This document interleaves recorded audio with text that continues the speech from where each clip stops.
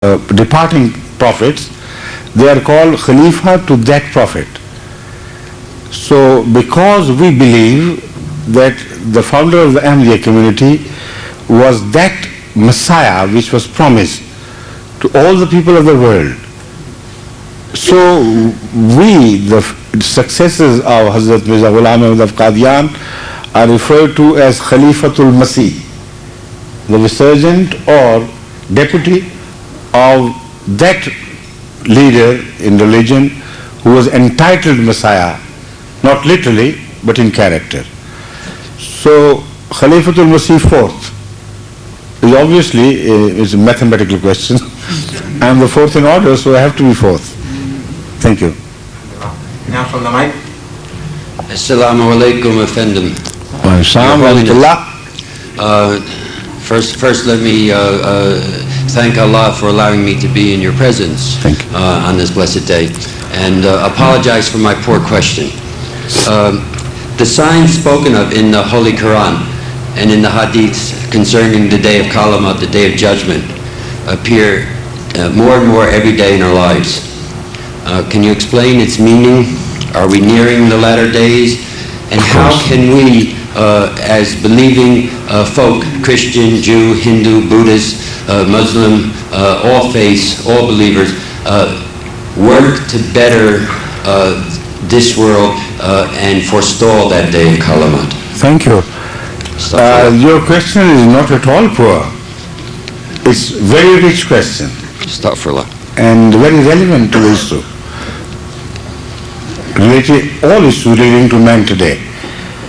Because I'm going to explain to you, then I'll be able to convince everybody this question is a very important question. You know, first of all, the day of judgment and the doomsday are two different things. You must not confuse these two terms. Doomsday relates to the end of the world or the universe, maybe when all the universe is eaten up by a black hole, billions of years from now maybe. That would be the doomsday.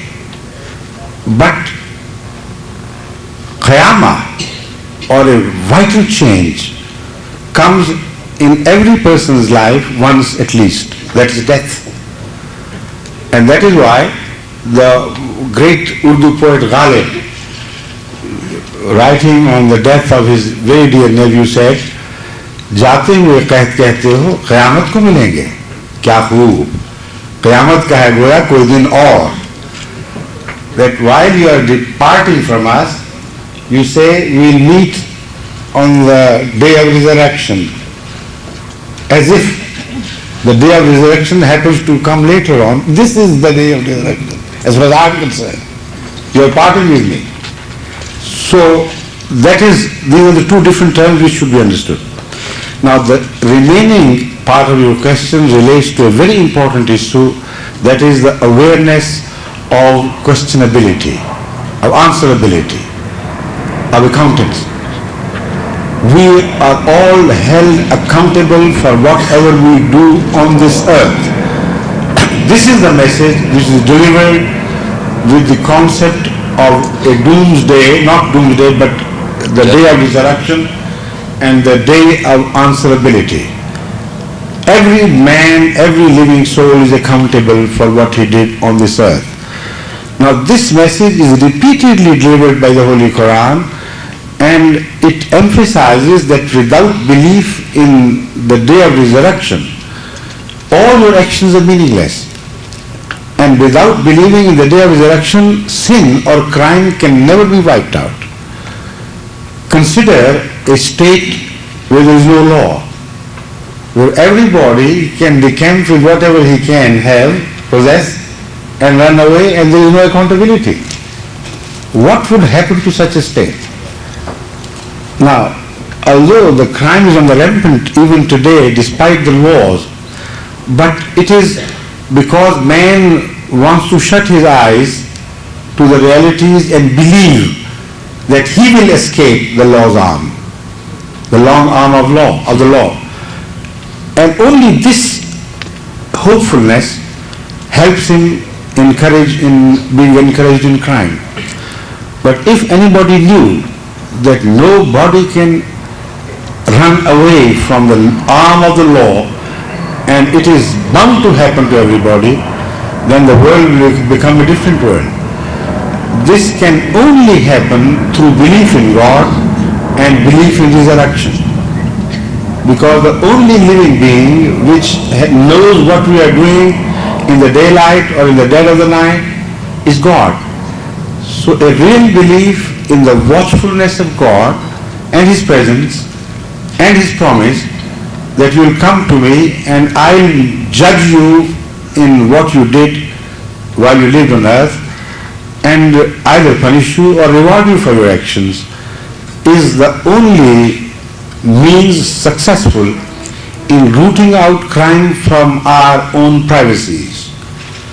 Now I'll stop this answer after I explain the word privacy is what I said. What did I mean by that? The crime is always nurtured in our privacies, when we are not watched by others, when we are not seen by others. Even in the company here, I can have my private moments. Everybody here can have private moments of contemplation of crime or goodness. So this privacy of man creates some recesses for him, where he can think of anything and yet will not be held responsible. But if you believe in a living God, in an omnipotent God, in an omniconscious God, then it is impossible for you to have such private moments which will escape the sight of God. And when you know that there is a day of resurrection, that is the only way then crime can be ultimately wiped out. So this is one of those things, very difficult task indeed, which we are attempting to achieve. Thank you. Shukran. So the next question comes from Zafar Qureshi from Pakistan calling New York. Mainstream movies in Pakistan say that your community's global television program via satellite is a form of revenge. Do you agree with that? Well, a form of revenge against what? Against falsehood or against truth? If it is a revenge against falsehood, then I am proud of this revenge. And this is exactly so. So many vicious things were said about Ahmadiyya community in Pakistan and outside Pakistan with the help of government of Pakistan. That they were published, they were given wide publicity, and Ahmadis had no measure of, no means at their disposal to defend their cause and to tell the world what the truth was. Now with the grace of Allah, this MTA, the Muslim Television Ahmadiyya, has been granted to us by God, whereby we can convey to the world the truth of Ahmadiyya. Not only the truth of Ahmadiyya, but also we speak with reference to the allegations against Ahmadiyya. We tell the whole world, this is what the mullah says, this is what we are, and this is what they infer, and this is what we infer. So this is not a revenge in the sense as it has been mentioned. It is the most appropriate measure and the only wise measure we could take, and God has given us the opportunity to ultimately take this measure which the world needed very much. Thank you.